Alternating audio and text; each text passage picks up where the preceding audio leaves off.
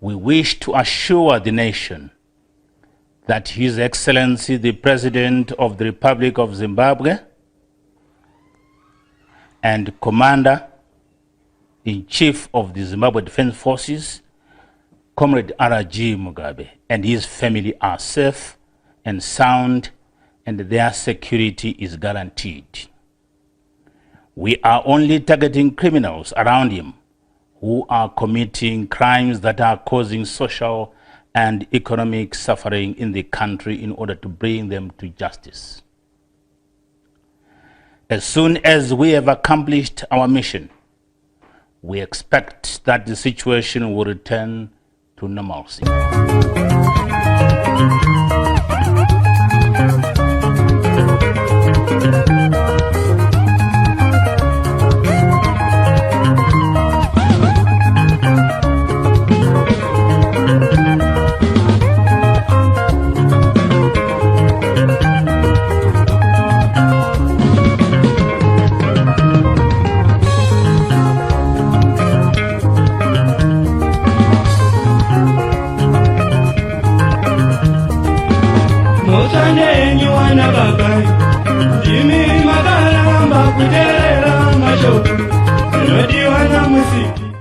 Now, as Zimbabwe edges towards 2028, where Zimbabwe looks to have a peaceful and constitutional transfer of power, and President Emmerson Mnangagwa has insisted, as seen recently with editors meeting that he had at State House, that he will step down and allow a smooth transition, one that Zimbabwe has not really seen since it attained independence in 1980, because late President Robert Gabriel Mugabe was ousted from power through a military-assisted coup.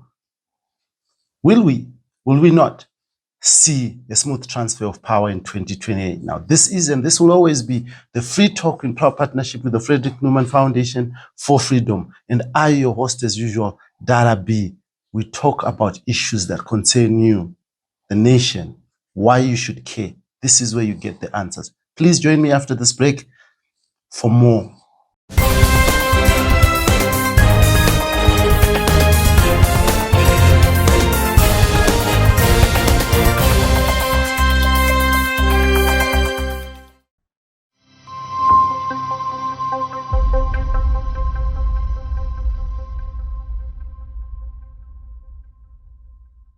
Welcome back to this, The Free Talk, in power partnership with the Frederick Newman Foundation for Freedom. I, your host, as usual, Dara B, here on Heart and Soul TV and radio.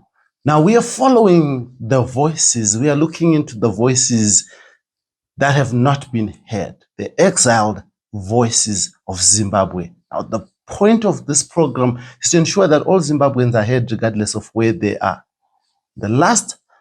This week, I'm in conversation with the last Foreign Affairs Minister of the Robert Gabriel Mugabe regime. He was also the Minister of Tourism at some point, and Zimbabwe's candidate for the WTO, none other than Walter Muzembi. Thank you very much for joining us on this, The Free Talk. Thank you. Thank you for affording me this opportunity to talk to you. So just generally, you know, as we get warmed up into this conversation, you've been living in exile for a long time. How has been life treating you? Well, it's a mixed bag.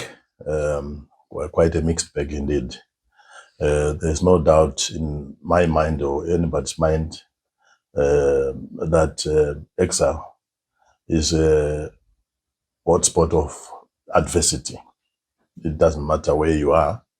It is not the nicest of things to be a second-class citizen or third-class citizen in any country. And one would hope that going forward, we're in 2025 now, no government, no liberation movement, government would exile its own cadres 45 years after independence. So I would hope that going forward, there will be a solution that can bring not just me or others that left in November 2017, but generally all our children who are in the diaspora who constitute this definition of exiles, that they come back home and contribute to national development and progress. What would trigger you to come back home? What would make you want to come back home? It is always the environment, starting with the political environment.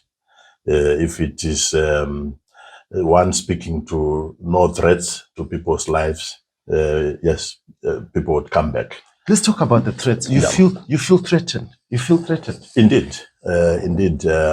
Post-November 2017, I definitely felt threatened. I felt threatened by utterances of Zanu PF, my own party, to this day, where after a Politburo meeting in 2019, Simon Kayamoyo came out to pronounce that G40 was now designated as an enemy of the state. And because I come from statecraft, I fully comprehend what a designation of such a nature means. When you are designated as an enemy of the state, it means you have crossed the boundaries of lawful behavior into treason. And that attracts death sentences or long imprisonment sentences. So I fully comprehend that. And I was rather horrified to actually hear the president himself actually amplify that in one of the party meetings. So when you understand what it means, you then understand also the nature of the threat. And it is largely that, in my opinion, that has kept many of us out, because we understand and comprehend what it means. It is a threat indeed. After the November 2017 coup, I had a chance meeting with you along Churchill Road. And you were having a conversation with Daniel Mackenzie, and you're saying, I'm not going anywhere. I did not do anything wrong.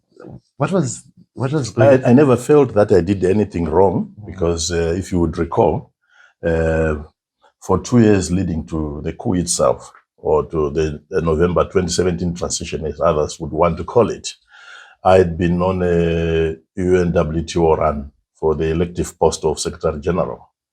And it kept me out of Zimbabwe, and also kept me out of party politics, kept me out of factional politics. I came back in September 2017, largely at the insistence of President Mugabe, who said he had something better for me back at home, because I had been offered, after failing to clinch the Secretary Generalship, I had been offered to deputize the incumbent Secretary General to this day. And on the 15th of November, there was a delegation flying down to Harare to come and persuade President Mugabe to release me to the office of Deputy Secretary General of UN Tourism.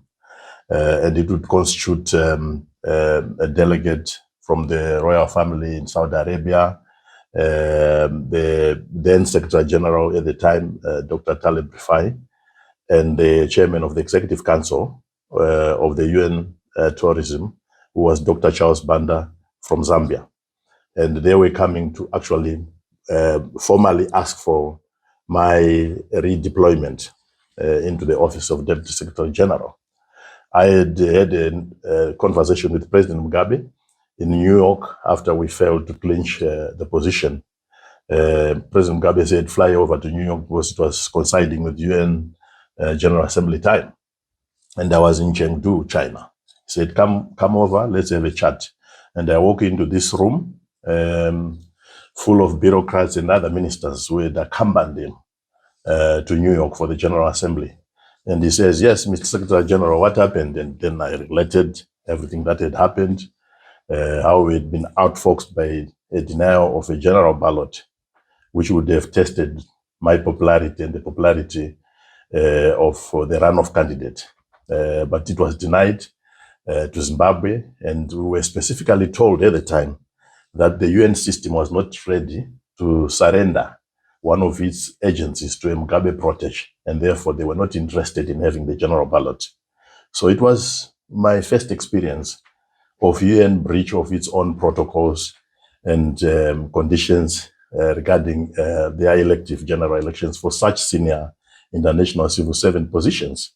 And then Mugabe said, okay, so what's next? I said, no, we have an offer on the table. for me to assume the office of the Deputy Secretary General.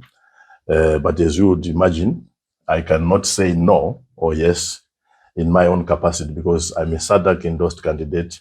I'm also an African Union endorsed candidate, and therefore it has to go back to SADC and AU. But principally, you have to take it yourself and also clear me to accept the position. And he said, so what do you want? I said, no, I think I would like to go to international systems. I'll be back in 2025 after gaining experience in other polities internationally. I had always thought that my anointing was in the international realm. So I was quite comfortable with that. And then he said, no, Minister, I did not send you to the UN system to be the deputy headmaster. I cleared you to be the headmaster. So come back home. I have something better for you. It was said in front of everybody who was in the room, some 30 or so bureaucrats and ministers. So I fly back into Harare. A week later, I'm transferred from tourism, presumably on promotion, to the foreign affairs desk. And you could feel that there's a lot of tension. Here's a guy who has been away for 2 years and is walking into a vortex of factions. And this side is pulling me to their direction, the other side is pulling me in the opposite direction. But at that particular time, all of you in Zanu PF, when asked by the media, you would say that there were no factions in Zanu PF. Why? Well, because it was an internal matter. Whatever was happening inside our party at the time, as is happening now, it is always an internal issue for party cadres. If they can resolve it without the hullabaloo that normally accompanies all these contestations. Zanu PF is a ruling party. Any internal factions affect even those who are outside? Absolutely, and I submit to that wisdom now, that it obviously invites external interest, which it did eventually, because we could not contain the noise inside. We could not contain the debate. The idea is to initiate debate and manage it inside using local processes inside the party and local remedies, and then emerge with a resolution that everyone embraces. If that process is defaulted or is faulty, you can also emerge with a resolution that is then contested by the masses, or that is then pushed back by the masses. So, as is currently the case, you hear there's resolution number 1, but you can see the pushback from the masses. You can see the pushback from civil society, because Zanu PF, as you correctly put it, it is the ruling party. So any change that will occur at national level would ordinarily be initiated at partisan level, which is at Zanu PF level. And it then invites the interest of everyone.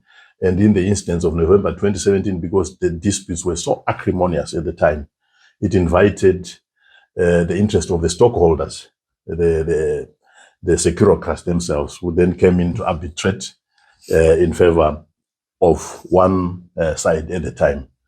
Let's talk about this term that you use, stockholders. You are here sitting here telling me that the military is a major player in Zanu PF. It is indeed, because the genesis of Zanu PF derives itself from a military liberation movement. I was old enough myself by the time the Liberation War was at its peak to have witnessed the nexus between what was grassroots party politics at cell level, postal level, and the commissariat relationship that the liberation fighters were playing. And if you have not experienced that, you would not understand why the military is involved. I would say, for example, the current vice president during that time, 1976, 1977, we were taught at liberation postos in Masvingo, Rupike Township, for example, where I came from, that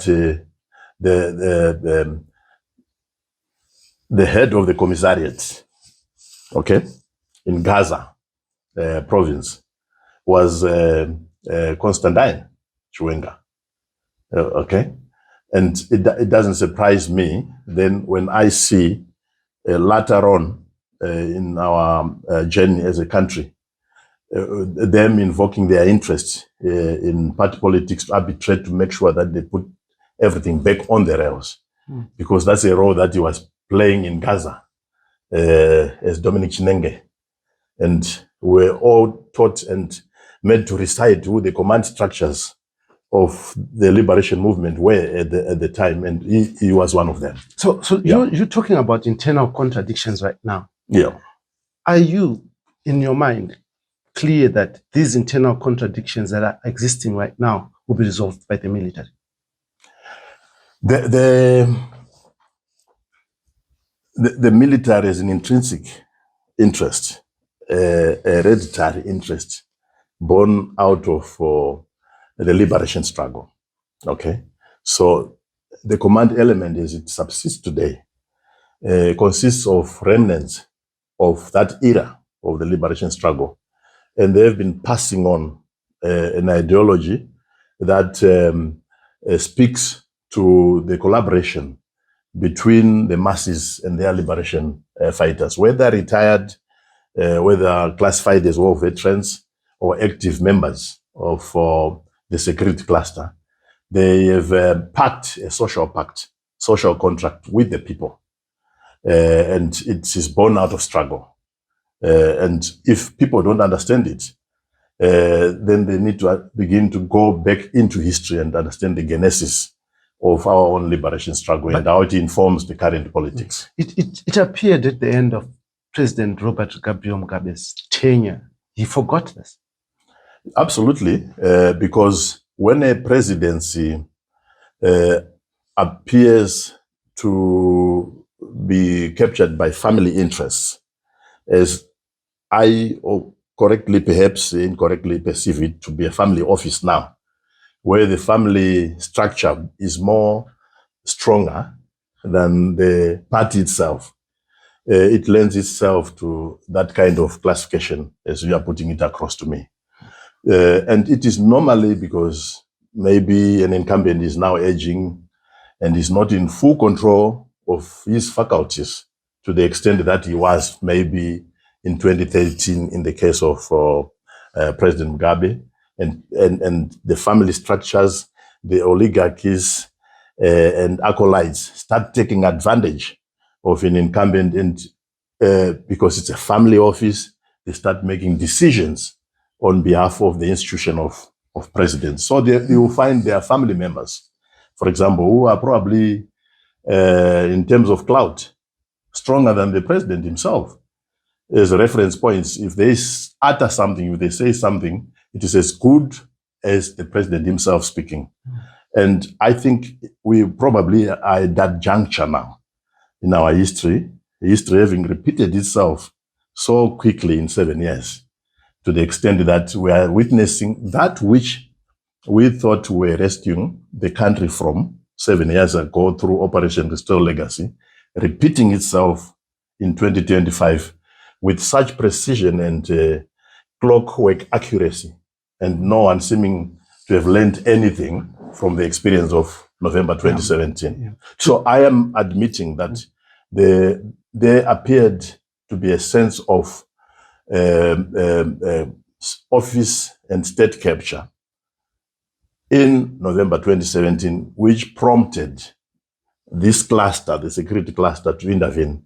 But that also appears to have repeated itself with such clockwork precision and accuracy 7 years down the line, to the extent where it leaves everyone wondering what lessons were learned from November 2017. And it is that which we need to correct and recalibrate. Everyone concerned must say, but how did we arrive here so quickly? Yeah, but without being too statecraft in the language, you know, the simple language that my mother sitting in the rural areas would understand. Let's be clear and precise. Yes. You believe that President Emmerson Mnangagwa has been captured by his family? He is captured by family and business interests. It is quite clear. He may deny it, and the more he tries to deny it, the more ridiculous it actually appears to the general public. I have not wanted to get deeper into what has gone wrong because it is out there. The verdict is out there.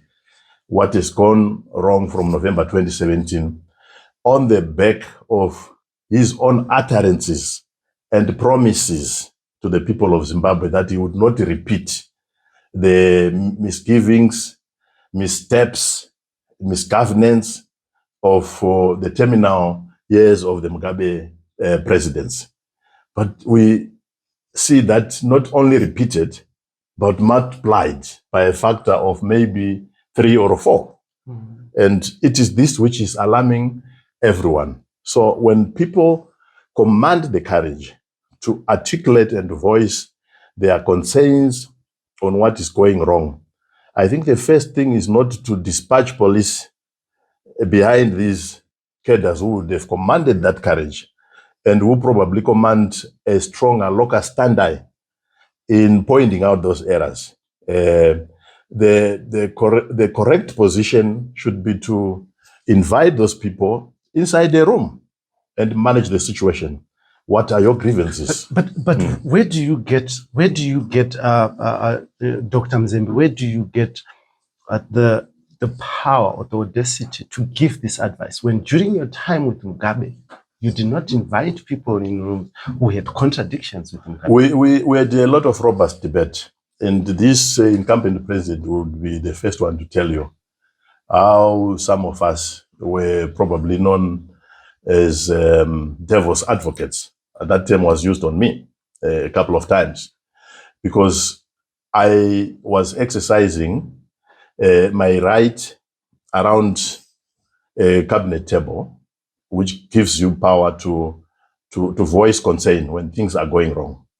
So, for example, if you go into cabinet files today, you would see that my last report to cabinet was a paper where an unsolicited paper, for example, in this instance, where I was warning the nation through this cabinet paper on the dangers of answering a mantra that had arisen, the Zulu unconquerability mantra, and how it would be dangerous in the future if it is answered by Karanga exceptionalism, for example. Okay, and I was making a plea to President Mugabe to leave us a legacy of a united nation, an amalgam of all these tribes, regions that constitute Zimbabwe to this day. There's a paper to that effect. So you then express yourself within the locus where you are allowed to speak. And in that instance, it was in cabinet, and the paper is there. And I said it would be extremely unfortunate if this Zulu supremacy is going to be answered by Karanga exceptionalism, because the dangers of doing that is we just dismantle the state. And today I see that. I see that our cabinet, for example, is so ethnically tilted towards one ethnic group. Not even an ethnic group, but maybe towards one district. So you then form your government out of Gutu district, for example, and everyone is suddenly alarmed. And questions start arising, and a debate ensues to say, no, we are doing this because during Mugabe's time, there was also the Chikomba factor, okay, where the bureaucracy under Charles Wutete, may his dear soul rest in peace, was largely constituted of people from one particular district.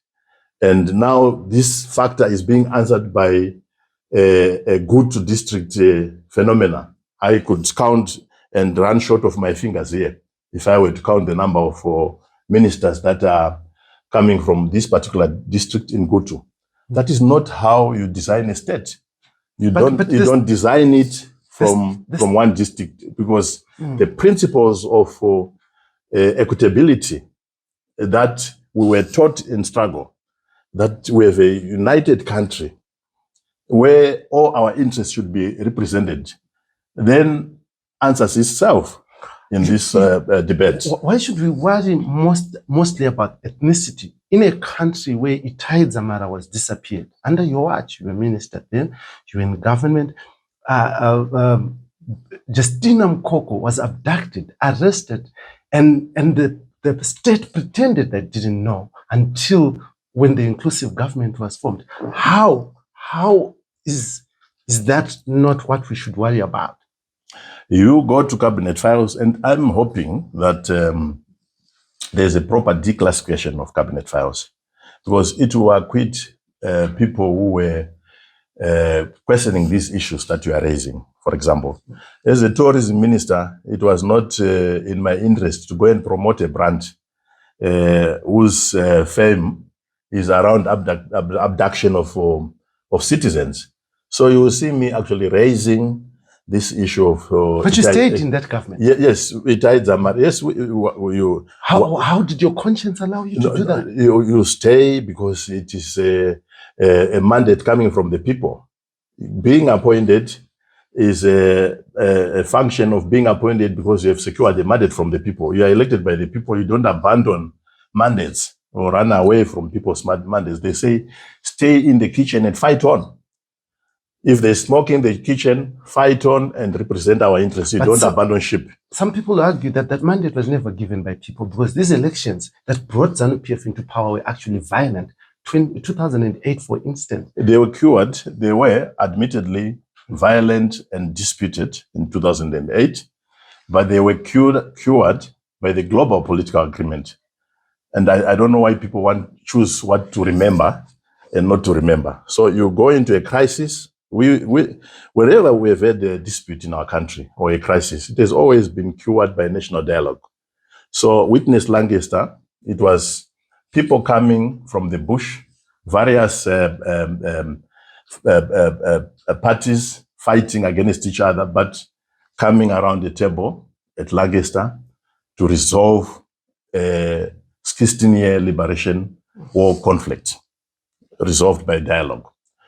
Under Gukuraundi era, it was resolved by dialogue. 1987 unity talks between ZAPU and ZANU.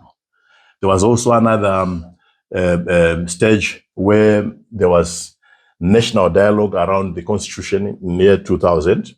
Then 2008, another infraction cured again through global political agreement, which in itself was a dialogue process. Under 2017, we haven't cured that infraction with the national dialogue process. And I think that's what should have been the case. We should have recognized that we've divided our society so much through what has transpired. Now there's a need to bring them together and build a state, unite our people from various, not to say, okay, winner take all, we have won as a faction, now we're exiling you. And I end up here, where you are interviewing me. And others end up in Kenya, yet others everywhere else scattered. It was a time to bring those scattered citizens back on a table and prescribe a solution around national unity. You talk about national unity. During the coup, you played a role in terms of trying to mediate. Let's talk about that role. Well, what happened, in fact, the nation probably has very scanty details on what SADC actually wanted to see obtain in Zimbabwe, which was the alternative to the zero-sum game that eventually took place. So President Mugabe dispatches me in the region as a special envoy to present a letter to 6 presidents, starting with Lungu in Zambia, then to Zuma, Lourenco, and these were members of the double troika, as we called it, to inform them of developments that had taken place in Zimbabwe, which included the dismissal of now President Mnangagwa, okay? And inviting the same presidents to a congress in December 2017, during which he was saying in that letter he would step down and allow the party to elect a successor. And that was the import of the letter that I was asked to take around the region. So I start off in Zambia, and I'm received by President Lungu. And he says, Doc, if you are looking for Emerson, he's not here. I said, no, I'm not looking for Emerson. I am coming to deliver a letter from your brother. And he says, well, if there are any two people that if they ran short of a home and they are stranded, Zambia would accept them. It is you and Emerson because you have roots here. You studied here. I said, yes, I studied here in the 80s. And Emerson grew up here, is part of us. In fact, he's a Zambian citizen for all accounts and purposes. So if he came here, would look after him, go and tell President Mugabe that if Emerson ran to Zambia, would look after him because he is what? He's Zambian. I said, well, that's not the import of what I came for. As you know, I'm not privy to disclose the contents of your letter. I only came to deliver a special message. So he opens it, he says, okay. Right. Where are you going from here? I said, I'm going to South Africa. He says, no, fly back to Harare. This is on 14 November. Fly back to Harare, get Mugabe to smoke the peace pipe with these generals. We want a dignified exit for President Mugabe. There's a coup coming in your country. That was the first time I was hearing that there's a coup coming to Zimbabwe. So instead of flying from Lusaka to Cape Town where President Zuma was waiting for me, I took the next Emirates flight back into Harare, frantically trying to get President Mugabe so that I could mediate and bring him to talk to the generals. Say the generals want to talk to him, but he's unavailable. So get them to sit down and smoke the peace pipe and you avert a coup. So that's Monday. I'm unable to reach President Mugabe. To appear, all his phones had been almost like taken away from him. And I was unable to access him. So I made this choice to stay on for cabinet on Tuesday, pass this message, get him to speak to the generals before I could proceed to meet President Zuma in Cape Town. So Mugabe sees me standing. He's coming into the Oval Office, our own Oval Office, and says, Doc, why are you here? President Zuma phoned me, says he's waiting for you in South Africa. I said, I have a special message for you, Your Excellency, which I need to communicate directly to you. Then I will proceed to South Africa. If it pleases you, please open cabinet. We go back into your office. I deliver the message as it had been communicated to me by President Lungu. Then I will proceed. And I'm whispering because I'm no longer sure of your surrounding, of my surroundings. And Mugabe says, okay, let me open cabinet and we'll go into my office. He sits down there and he never stood up until 4:30. I kept on sending reminders. Chief Secretary received them. He's just saying, wait. Later on, I understood what it meant because most of the people inside this room were part of the conspiracy. So they were blocking the passage of this message. Cabinet finishes at 4:30. For the first time, people just surrounded him, ushered him into his car. Boom, he went home. And I was unable to communicate what I had been asked to communicate to him. By 12 midnight, 1 p.m. in the morning, I get a call from Blue Roof to say, where are you? I said, I'm around. What are you doing? I said, I'm sleeping. Sleeping? There's a coup unraveling. Please wake up and make sure you secure your family. And I am busy taking this call, but also looking at my security system, my screen inside my bedroom. And I see my police protection unit is being beaten at the gate by soldiers. Okay, where is he? And they protected me. They said he went to South Africa and they this paper, which was actually telling them that I had cabinet authority and I was in South Africa. And then they turned that motorized unit with a long gun. And I was seeing all that in my screen and they turned and went and drove back. Tell him we'll be back. So I got the message, secured my family, asked the Cuban embassy to facilitate safe passage. I met a Cuban, facilitate safe passage of my family to Lusaka. Okay, Lusaka to the US, and they left. They left me inside the country. The following day, Dr. Tex Stengomena at SADC phoned me. She says, "Minister, we need a solution. Can you draft something for us that we can consider as SADC to avert this undignified exit from Mugabe, or what can turn out to be an unmanageable situation?" So I sat down. At the same time, I'm talking to President Mugabe to make him understand the gravity of the situation. And I said to him, if you want to understand what this thing is, maybe you need to hear it from a second party. I was supposed to go to South Africa, talk to Zuma, to send envoys to help you characterize the situation while I talk to SADC. Maybe you can delegate 2 ministers or 3 to come and hear you. And they flew in. Those 2 ministers flew in from the security cluster of South Africa.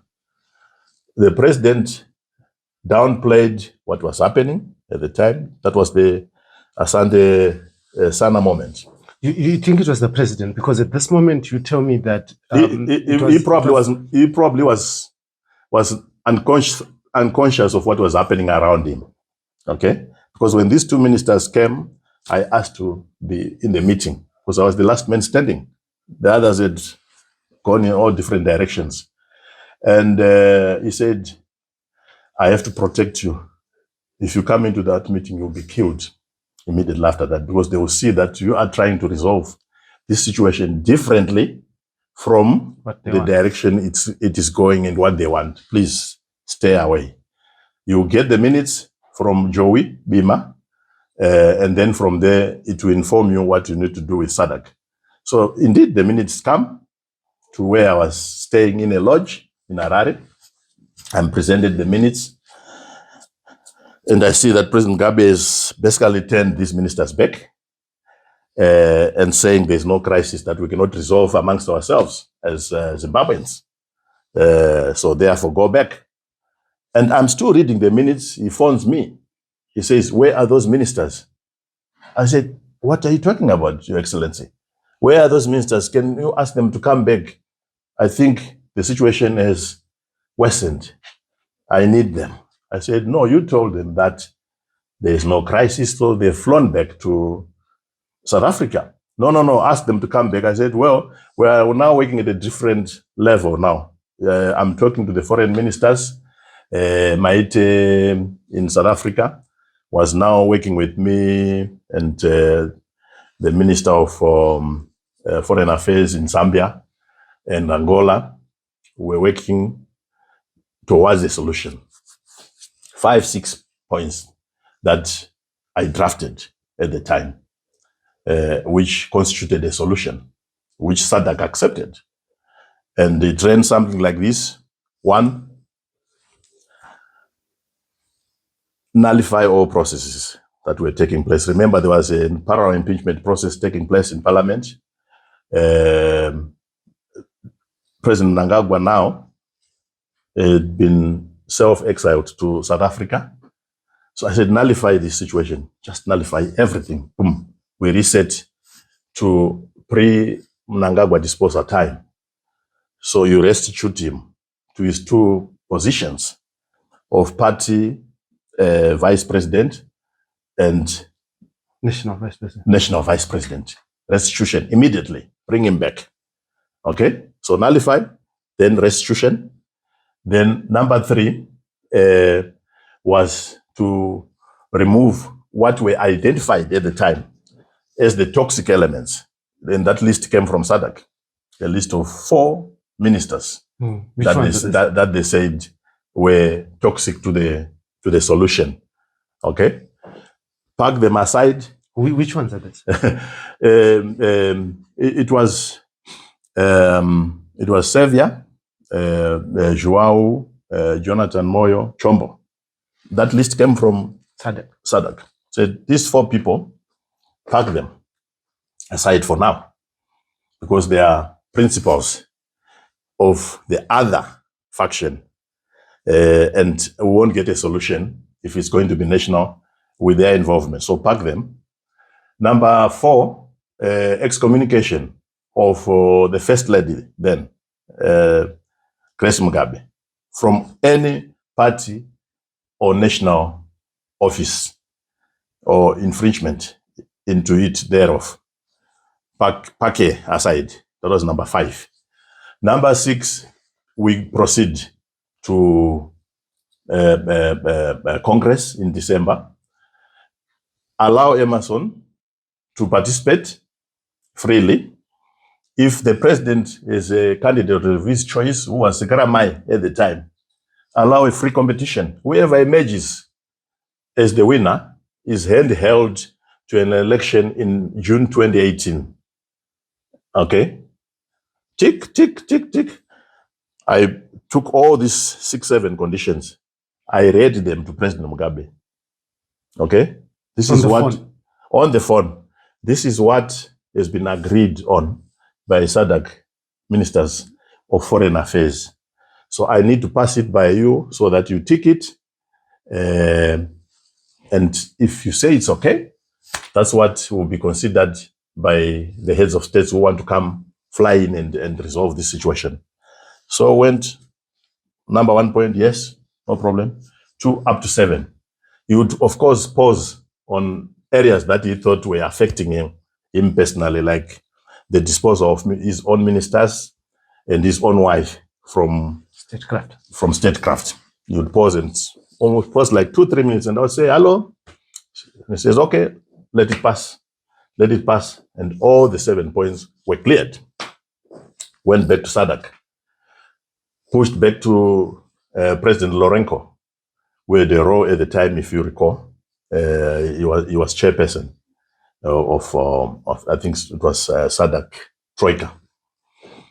Lourenco says, I want to fly down and enforce this solution. Okay? Mugabe says, yes, let him come in. And in between, you could see that there were machinations at play. He's denied landing rights at Harare International Airport. Okay?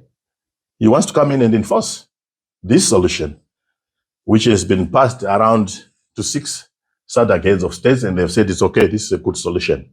The Muzembi solution. Okay? And it never saw the light of the day because the heads of states were denied landing rights. Guess by who? Joey Bima. I later on learned that he was the one, my own permanent secretary, at the lead of denying these landing rights to the heads of states, principally Lourenco. In the meantime, President Kaunda phones Mugabe from Lusaka, and he persuades Mugabe to say, this thing is inordinately taking time and this situation is developing to a dangerous level. Why don't you just step down? And I was on the phone with President Mugabe when President Kaunda phoned, and President Mugabe says, Doc, let me take this call from David. David is on the phone. That was the last time I heard from President Mugabe as president.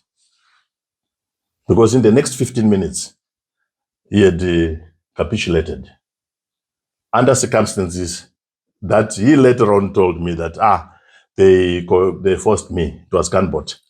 They forced me to resign. I said, we had a solution that I had cleared with SADC. And all he needed to do was to wait for its implementation. I had not heard him cry, practically. He did to me on the phone. But it was too late. And the rest is history. So SADC wanted to obviously see a dignified exit from Mugabe at the time. They wanted a smooth transition which would not carry the designation of a coup. Mugabe, they wanted to see his back by June 2018, yet the other side also wanted to see his back almost immediately.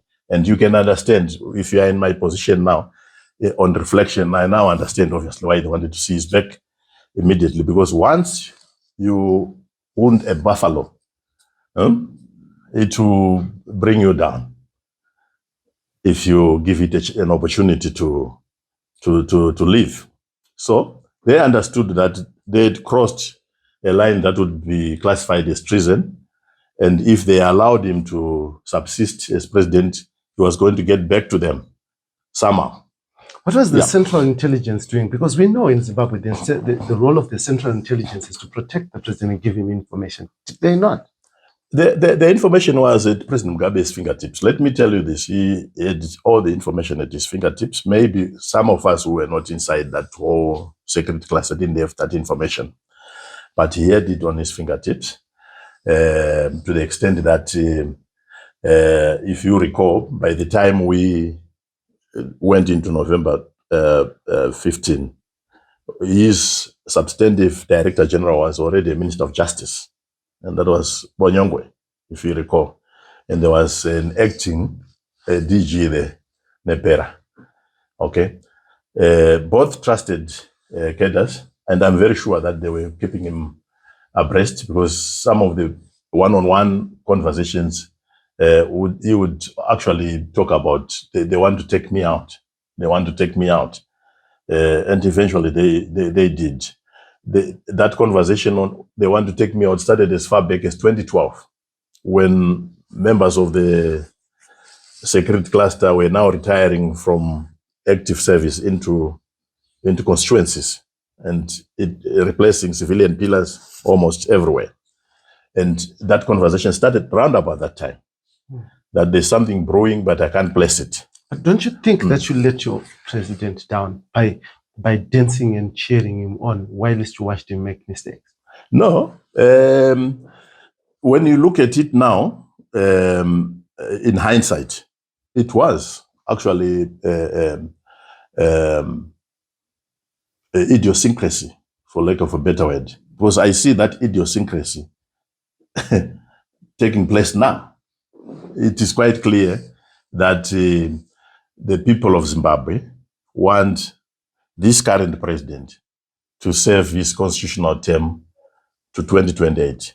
But this whole battalion of acolytes has risen up, and it wants to push him beyond the constitutional limit. I draw that parallel to what was happening to us in November 2017, when we were pushing President Mugabe on, when it was very clear that the people of Zimbabwe now wanted him to wrap up and leave it for the next person. Some people believe you were doing it for personal reasons, because you wanted to remain ministers. No. I, for one, I wanted to be in the international systems. I didn't want to be a minister in that government anymore. I'd long seen that this thing was going to have a very bad ending. So I'd designed my own exit into international systems, and my comeback here was exactly this year, 2025, because I wanted to avoid all that mess. I've always played my politics middle ground, which is very dangerous ground, because there are times when you are asked to take a side, to pick a side. So often people who stand in the middle become collateral damage of either side. And I think that's basically what happened to me. I was coming from a UN elective process. I come back, I'm foreign minister, I'm doing my work, I'm taking Mugabe to Uruguay, I get him a WHO designation as it was like special envoy, okay? And I see that this designation is being fought from everywhere. And I'm asking myself, why? Because I was trying to prop up something that the people had decided must now be in retirement. So you are propping up this brand, and the people are saying, you are giving it life when we want it to now sit in its sunset years and retire. Same situation like you see now. People saying, oh no, another 2 years, or 2033, now it's 2038, now ad infinitum, okay? But it is very clear that the people of Zimbabwe would support their president to a 2028 tenure, end of it, and he should retire into private life. But Blessed Geza doesn't think that, and his colleagues. Yeah, no. They've only been prompted to think about the now situation because of the bargaining that is taking place from the other group, which is now not just limiting itself to even 2030, but wants to take it to a life presidency. But the president himself has said he's not interested. Well, he's not believable anymore. Unfortunately, there's a trust deficit between the president and the people that he's governing. And if he listens to me, let me address this matter. He needs to restore that element of trust between him and the people. A presidential yes should be a yes. A presidential no should be a no. No room for ambiguity or ambivalence or trivializing national issues through dark humor, okay, or extended humorism on issues that are actually hurting people. You can see that your people are so anxious about this matter, and then you trivialize it, you crack jokes around it. Fair and fine.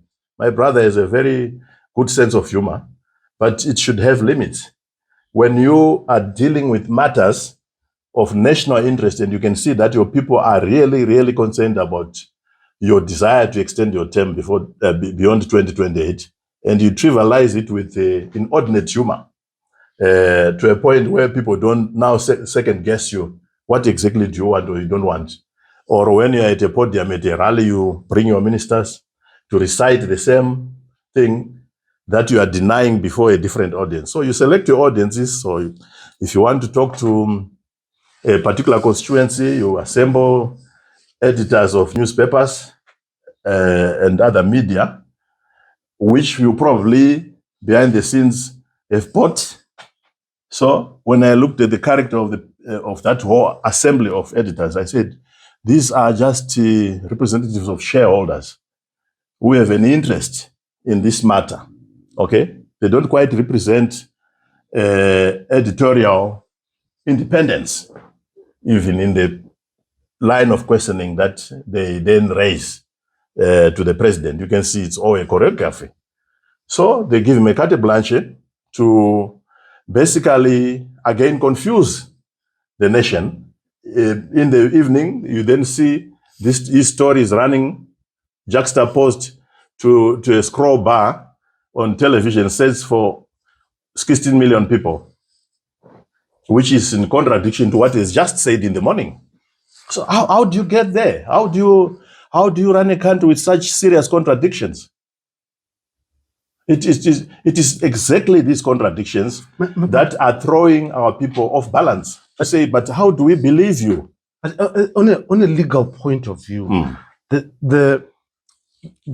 any amendment does not benefit the incumbent. So maybe the president is facilitating an amendment of the constitution that will benefit the next president.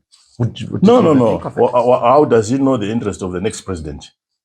Maybe the next president wants to serve one term, stabilize the country, and leave it in fresh generational hands. Why would he want to think for his successor? He didn't want anyone to think for him. So when he came in, his most fatal amendment to the Constitution, which brings us here today, is the Second Amendment, where he removed the running mate clause. So in essence, he disabled the presidency to the extent that it became him, just one person. And we are here where we are today because of that very amendment. Unfortunately, it was supported at a time when there was a lot of euphoria around him, which euphoria and goodwill, in my books, he failed to harness for nation building. To this day, I still can't understand how he could let go all that goodwill that was around him to unite a country and to harness all its energies, including energy in the diaspora and elsewhere, to usher progress for a country. In dismissing him, President Robert Gabriel Mugabe wrote that he lacked probity. You have worked with President Emmerson Mnangagwa. He's a trained lawyer. Does he not lack probity? Well, what is happening now tells me that perhaps he doesn't have his own me time to process issues. Because if he had it, he would perhaps see that people around him are taking advantage of him. That is the probity aspect. The ability to separate wise advisors from Stamba Panache. I knew some of President Mugabe's advisors. They would not behave like activists the way, for example, this young man is behaving, who is special advisor to him from Dubai. You step into activism when you are supposed to be advising. Mugabe, some of his advisors were as old as Wanachidziwa. And he would go to Chidziwa in the middle of the night to seek counsel on matters of national interest. Because an advisor, I'm not supposed to even sometimes to tell you that so-and-so is my advisor. Because these are pools of wisdom that you tap into to shape your trust on running a country. So now, if you tell me that young boy who is busy, this Tungwarara, is a special advisor. He's not a special advisor. He's an enforcer of a program. What advice is he giving my brother Emerson with all his years of accumulation of experience and knowledge on statecraft? What advice is that guy doing? You can see he's just going from one province to another, dishing money, monetizing all veterans and their causes. That's not advice. That's not advice. So the probity is in the ability to harness all these brains out there in this coalition of opposites. Bring them, because we don't hate him to the extent where we want to kill him. No. We love him to the extent where we want to advise him to take our nation on a positive, unified trajectory of progress, of peace, of development. Do you think that this nation can extricate itself from one being continuously in an election mode and two to be forward-looking? Well, electoral politics have failed in Zimbabwe, okay? I don't know why we continue to talk about GDP, 50 billion, sometimes it's 38 billion, and what if we can't count 5 million ballots. If you can't count 5 million ballots to the satisfaction of your citizenry, how do you count the 38 billion GDP? How do you compute it? So your template on holding elections must inspire confidence in everyone that at least you can count your fingers without missing some. But you had confidence in it because you sat as chairperson of Sevia Kasukwe's presidential bid. Yeah. Why were you trying to enter in it? Well, there's a background to that, apparently. There was never an intention initially to challenge Emerson Mnangagwa in August 2023. If there was, I punctuated it with an outreach to the president. Okay, so I then said, Xavier, before we go this route of supporting your candidature, why don't we find ourselves together in one room with our own party so that we don't divide the vote? We push for things that we think are desirable for this grand old party, and that is reform, regeneration, okay, and a reset to our founding values. Let's approach the president. And we did so through President Becky. So when to see him, we said, no, it is not our desire to contest our party. It is our desire to see it reform and go to elections as a reformed entity that is all-inclusive and democratic in its conduct, okay? And we expressed this in a letter that I drafted myself, a 2-pager. Gave it to Becky. Becky said, no, I think we need to find somebody closer, much closer to your president than me. I probably sit in a different space now in terms of his ability to trust what I may bring on the table. So we agreed that we'd take that letter to Chisano, to President Chisano. So he took it, he passed it on. And it was all about reforming our country, reforming the party. What do you say to people who don't believe in Zanu PF anymore and don't think that it can reform and they just want it out of office? No. I think it's abdication to say 2-point-something million people who continuously vote for a president that they are unredeemable, and you want to wish them away from the politics of Zimbabwe.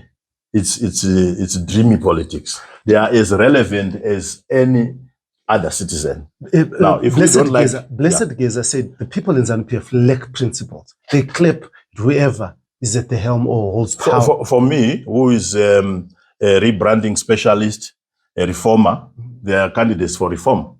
So we want to change that behavior. If there is such behavior, it must be changed to the citizens that we want them to be, to the cadres that we want them to be. But we can't wish them away. We can't wish away 2.5 million people that continuously vote for you. And they say, no, because probably it's not wishing away. Probably it's just removing them from power for a moment. No. So that they can reflect without being drunk in power. I think there's a terrible wish factor in our politics. Yes. Yeah. There's always a wish factor. So people, for example, sit here and wish for a coup. Okay? There's a whole class of people in our country who sit down and wish for a coup. Do you think it will happen? No. That's what I'm saying. There is a whole class of people who would wish for that. There's a whole class of people who would also wish that Emerson wakes up one morning and say, I'm tired. I'm handing over to so-and-so. Okay? Or to my deputy. There's also another constituency that wishes in that direction. There's also another constituency that thinks that the president must wake up one morning and say, I'm handing over to Nelson Chamisa because he contested me in disputed elections in 2018, 2023, part of a due regeneration, I hand over to him. There's a whole class of people, a whole constituency that believes that we must pronounce a national transitional authority composed of neutrals to run government leading to fresh, free and fair elections. All those things sit in the realm of wish lists until we inculcate a culture amongst ourselves to sit down and then discuss all these wishes, and then we'll distill what is practical. It won't happen. You know that it won't happen. And there's also the last class that think that delivery will just come and fall from the divine on our lips without them lifting a finger. It also doesn't happen. On this wish list that you're talking about, the war veterans do wish, and probably in Zanu PF, because it's a hierarchical party, that as President Emerson Mnangagwa must step down in 2028, his deputy, retired General Constantino Chiwenga, should be the next president. Do you think that is realistic? It is realistic to the extent that they collaborated in an operation that seemed to want to correct things that had gone wrong. And it is not rocket science in the people's minds that there was facilitation from the current vice president in terms of arbitrating in a factional dispute that had taken place, and the security cluster adjudicated in favor of what they had judged at the time to be a more ideologically sound faction that would take the country forward. But I'm sure they also hoped at the time that this faction would then build itself into a national construct that would invite the vanquished back on the table, and also prescribe an inclusive solution in governmental matters. Do you think General Chiwenga is a nation builder? And it didn't happen like that. Okay? It didn't happen like that. So they must have endorsed a prescription that has been torn to pieces. And this is my on assessment. Yeah. But do you think that General Chiwenga could build the nation that you're talking about? He's the vice president of the country. Right now, he's an understudy of the current president. Okay? So I believe that it is not about a personality per se. It is about the proposition that he brings that brings everyone together. Okay? It is about systemic solutions rather than individual. Our politics tend to bring personalities to the fore, and then they make personalities targets of the other side. I don't believe that we should be doing that right now. I believe that we should be preoccupied with building a system around him that will make him a better president going forward into the future. Yeah. But in terms of that hierarchical sequencing, it is a subject of their own relationship. I admire Joe Biden for one thing. He was able to see a potential president out of Kamala Harris. So there was no fighting or doing down each other or desecrating each other. Why would you work with somebody that you're undermining or that you seek to undermine or that you don't see potential to become your successor? Do you think the current president is doing that? No. Yeah. He's allowing very toxic debate from the rank and file. And that undermines president. I think it does.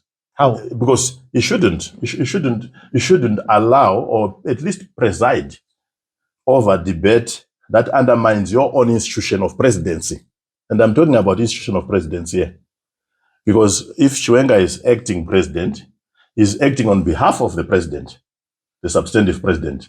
So some Jack and Jew cannot just stand up and start shouting at him or passing innuendo that seems to desecrate that very institution, thinking that they are undermining him, but they are undermining the institution of presidency. It's a triumvirate as it stands right now. So you cannot pick who you want to support in there. Okay? It's a triumvirate of three people. And that knot is what constitutes the presidency. And the president himself has a duty to make sure that he protects the integrity of that knot. Minister of Information, Jennifer Mwonzora, said, these guys are solid, the three of them. Yeah. They're solidly behind each other and they support each other. Do you believe that?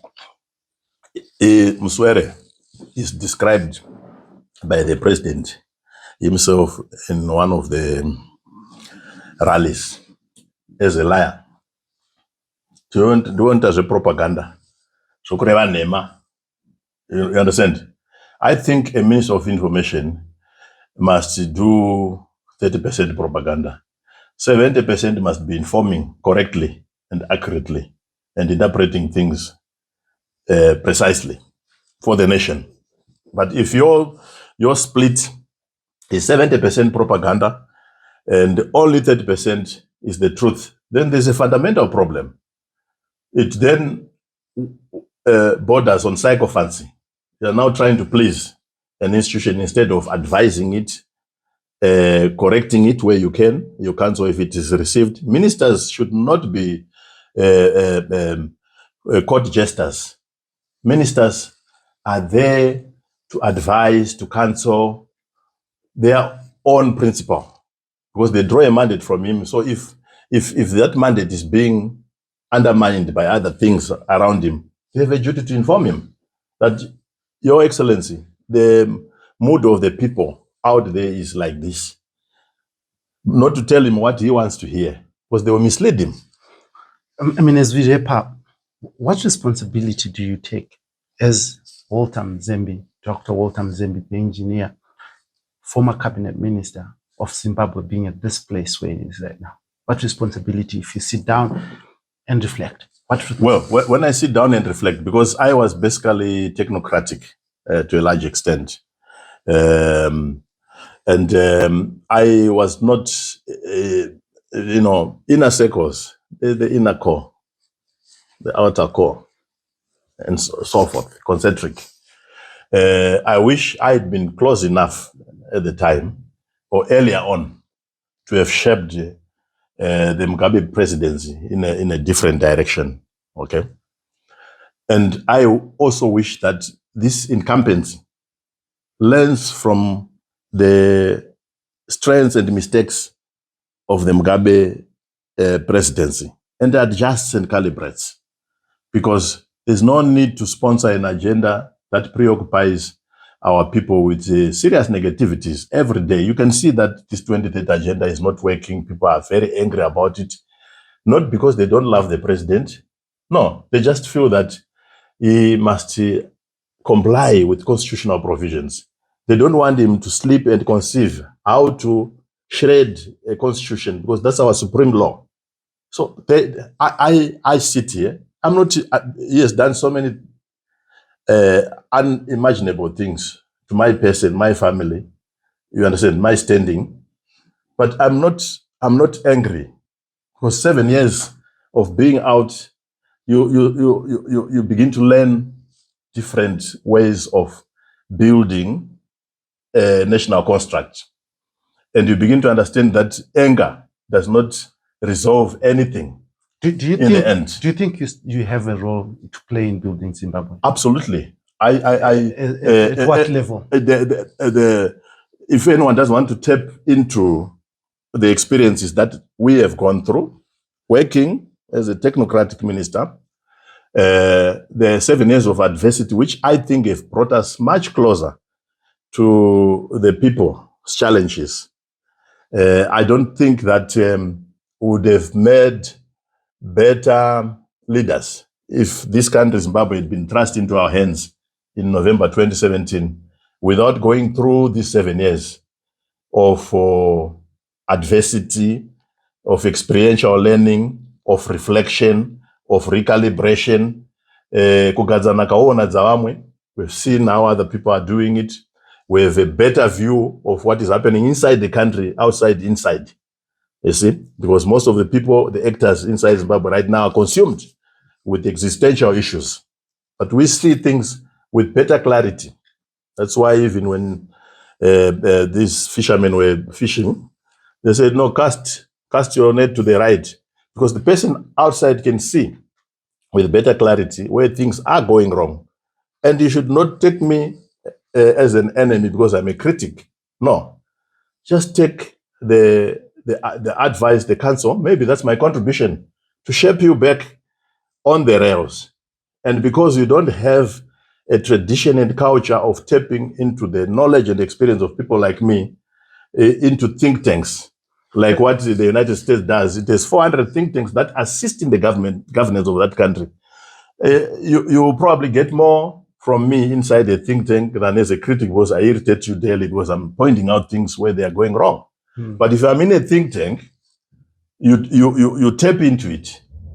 But you tap into it from an environment that you yourself, perhaps you are funding and have institutionalized. Some people believe, and correct me, you can push back if I'm wrong. Some people believe that people who have been in power before and have been ousted must never be returned because they come with vengeance.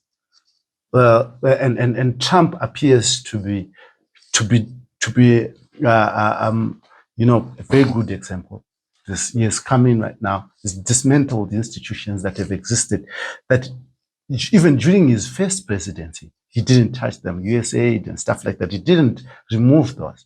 And he was recently asking who gave Reuters around 9 million when that money was given to Reuters during his presidency. Now he has come back with some sort of vengeance of things, because what happened to him while he was out of power. Well, I think you should look at it from the opposite end. What causes vengeance? You see, Trump was evidently in broad daylight, dragged from pillar to post by Biden presidency that wanted him to not to stand for this in this last election. It was very evident to anyone with a bit of gray matter inside his head. So there's no need to persecute each other. like I'm saying. You have been persecuted? Yes, I have been persecuted, but there's no need to do that. There's no need to persecute excellence. There's no need to persecute excellence and promote mediocrity. Tap into what I know, what I could contribute into your administration for it to shine, rather than to wake up every morning and plotting how to destroy a soul. You're not just destroying me, you're destroying my family, my extended family, and other people that follow me. So a wise man brings a coalition of opposites around him and taps into their knowledge systems and what they know, their experiences, for the betterment of the state and its peaceful and prosperous trajectory. There is no need to persecute each other. That kind of reaction that you described from Trump, it arises out of willful and deliberate persecution of a person. But we have different dispositions. I'm talking to you now. I haven't prescribed any zero-sum solution here. I'm saying that Zimbabwe is for us all, and everyone has a role to play. And there's no need to chase each other out of the country, disenfranchising people because of their political or economic beliefs. You put them, that whole energy, when it clashes, a battery is positive and negative, okay? Pause. If you have positive and positive, then that battery doesn't function. It only functions to the extent that you have a positive and a negative pole, and it ushers this unbridled energy. So there's a lot of energy amongst Zimbabweans in the diaspora, inside the country, but they are not all compliant. Many are contrarian. The energy that subsists in their contrarian beliefs is what we need to usher our country to the next stage. And I see in some of the people around President Mnangagwa, that kind of ability to, to harness that energy. And I would hope that in the terminal years of his own presidency, President Mnangagwa matures to a point where he brings his children back home, all of them in their totality. An amnesty to everyone is the first signal that shows that he's a parent sitting at the helm of a country. But if you are sitting every morning and designing counterintelligence operations against your own children, against your own brother, I come from the same clan like him, Kwamrambwe, and we have a much deeper relationship than people can imagine. But where am I now? Okay? You were actually, from my investigations, you were actually one of the first people who started working towards the Mnangagwa presidency. Absolutely. In 2004, 2003, when Wamze passed on, I was drafted into a committee that would oversee a national campaign to replace Wamze with Emmerson Mnangagwa. It was Pearson Balekwa, myself, Daniel Mackenzie Ngube, Daniel Shumba, Fortune Charumbira. We later on brought in people like, I think it was Temba Mliswa, Philip Chiangwa, into this group that would push for his replacement of Wamze. But I obviously learned very quickly that amongst ourselves, there was no consensus on the matter. So we're busy selling each other out. And I recall him, not anyone else, Mnangagwa, one morning, just the morning before Cholocho, calling me to the speaker's chair to say, after Mdenge threatened to kill me, 4 o'clock in the morning when doing that constitutional amendment on land, to say, no, my brother will protect you. Don't worry about what Mdenge said. And it was quite a serious threat at the time, you see. So we have come a long way, but I am beyond that now. I'm in the national realm where I want to see a proper reset in Zimbabwe. You talk about selling each other out. You have worked in cabinet and you have worked at the top levels at Zanu PF politics.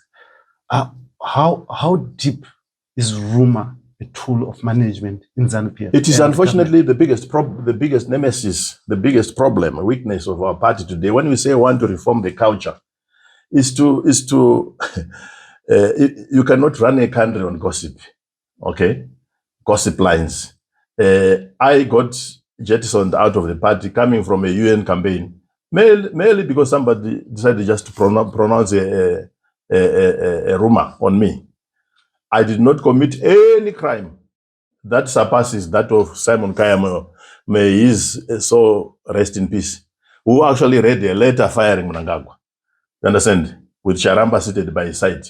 And we never got to that extent. But where am I? Because I'm a free spirit, I have an independent mind. People don't like people who have independent minds, who are free spirits. You are straight away classified. Rumors are milled around you. And if the recipient of those rumors and lies is not strong enough also to have his own me time to reflect on issues, to say, but could this be true about Muzembi? Could this be true about Tagwirei? Could this be true about Jonathan Moyo? You chase everyone. As we are currently seeing now, people just chasing each other in provinces and elsewhere, because there's no system to sift the truth from gossip. And that culture of gossip, that culture of best matching each other's characters, must clearly come to an end in a future Zanu PF, in a future Zimbabwe. Because it is the genesis of all our problems. We are seeing Class D students during our time in school running the state because they had the ABC students. They are now in orbit. Our diaspora is now in orbit because they cannot subsist with this mediocrity. So bring back our children home, the ABCs, together with the Ds. You know, a D, very enterprising characters, most of them, very entrepreneurial, but it does not make up for the intellect that is required to run a country. So if they think that people are saying we don't have the intellect, they use their money to buy a degree or a PhD or something, so that they appear like the ABCs who are in orbit.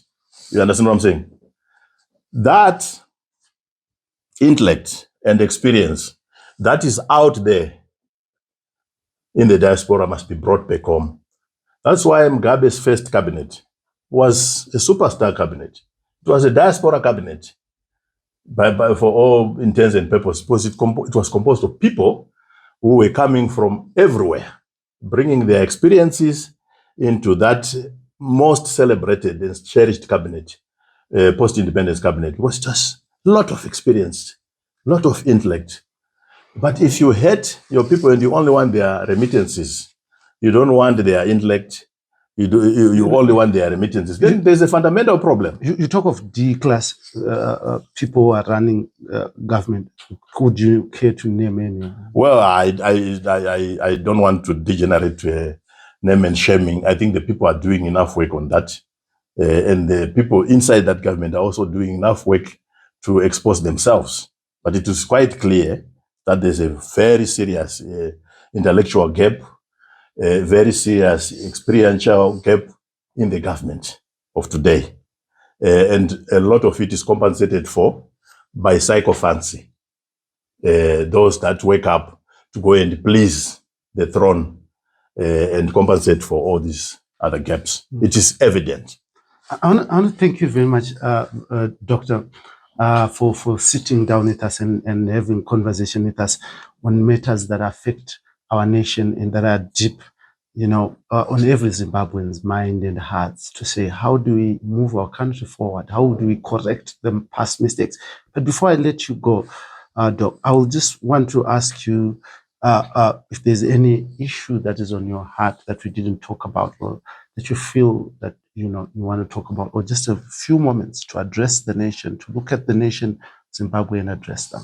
Well, I would say to our people, We can't wake up every morning preoccupied with the wish factor and not harness these wishes around a conference table.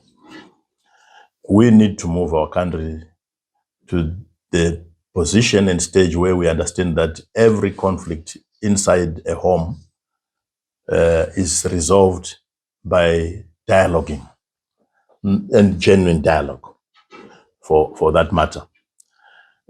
We also need to get to a point where we understand that there is no substitute for diplomacy, which is talking, okay? The absence of diplomacy creates conflict, it creates wars, it creates acrimony, because you are not able to sit down and talk and they are just busy plotting against each other. We must inculcate a culture of talking, should be able to sit down around the table and talk. So my own contribution, I'm presiding over African Forum for Cultural Diplomacy right now, because I've understood that the reason why this club, Africa, Zimbabwe, is in this state of conflict with all these wars that we are witnessing, Russia, Ukraine, Palestine, Israel, DRC conflict, Mozambique, and so forth, and our own situation unresolved, it's because there's a huge global diplomacy deficit. People are not talking to each other. They're just shouting at each other. They're plotting against each other. So I am championing this thrust to contribute to the closing of that diplomacy deficit so that we get our people to sit down and talk. That is our direct culture. What we are running with now, which results in failed electoral systems, those are imposed models from Westminster, which prescribe winner take all, and with it, exclusion. So as long as we are dealing with the politics of exclusion, we are dealing with the politics of extremities that are induced by this competitive model, we are not able to bring everybody to the table to discuss their own issues. And I think Zimbabwe may be due now for a complete overhaul of its contestation model, political contestation model, from the winner-take-all to proportional representation, because it is that which brings everyone around a table. And with it, it will inculcate inclusivity, it will bring in the politics of moderation, it will bring in the politics of centricism, everyone around the table, as we were raised to understand that if there are issues in a village, munoenda kudare mogara around the circle, everyone is given a voice. They air their grievances until a solution is found. And that is what is missing. Chinu chedu is not a solution. Chinu chedu is exclusive, exclusionary. Nyika yedu tese savan is what will get us going forward. And I am encouraged that there are elements even inside President Mnangagwa's government who seem to understand and share these principles. These are the principles that took us to struggle. Principles of equitability, equal access to resources, principles of egalitarianism. We must bring them back. Though the principles that are espoused and captured by this liberation war cry, kunenzira zama soja. Very simple stanzas, 3 or 4, that speak to our values and ethos as a country. With that, we can reset our country for a prosperous future. And this is why I have faith in the ideological grounding and the depth of our security cluster, because they came through that meal. And I still have that hope that they will reset together with everyone this train which is off the rails. I thank you. Amazing. Allow me to look at our viewers and just thank them for joining us here on this, The Free Talk, in proud partnership with the Frederick Newman Foundation for freedom. Now here on the Free Talk, as we were having conversation right now with Dr. Muzembi, issues that lie deep in our state, the issues of moving it forward and not focusing on the rear view mirror to look at what happened behind.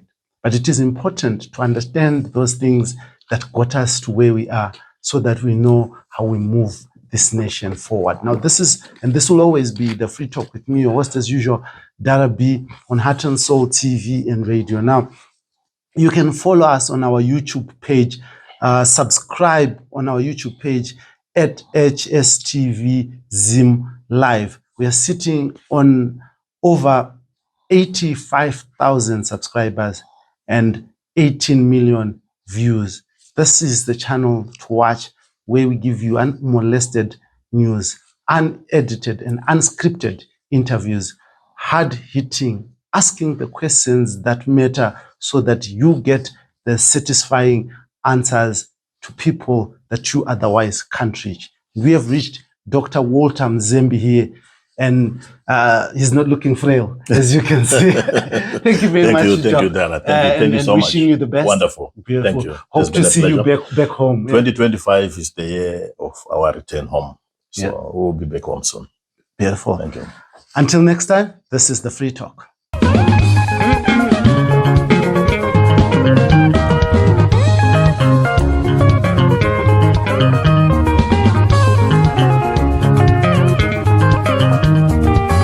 Kujenga huku wa kujenga sana.